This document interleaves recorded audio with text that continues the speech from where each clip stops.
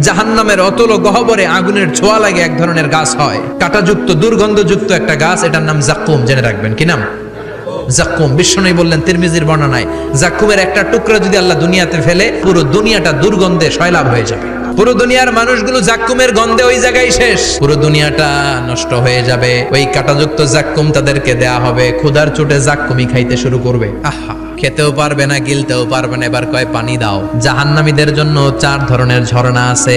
একটার নাম হলো হামিম, মানে ফুটন্ত গরম পানির ঝর্ণা। 2 নম্বরে হলো গসাক, মানে বমি। 3 নম্বরে হলো গিসলিন, দুর্গন্ধযুক্ত রক্ত আর পুজ।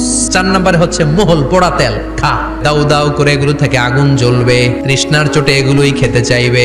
এগুলোর পেয়ালা যখন মুখের সামনে আসবে, এগুলোর উত্তাপে গালের গোশত, চোখের গোশত, কপালের গোশত গুলো ঝলসে ঝলসে পানির মধ্যে পড়ে যাবে। তৃষ্ণার চোটে না পেরে ওইটাই গিলবে, যেখান দিয়ে বেরোবে কেটে ছিঁড়ে শেষ হয়ে যাবে। দিস ইজ জাহান্নাম। আমরা জাহান্নাম থেকে পানাহ চাই, চিল্লায় বলেন ঠিক কিনা?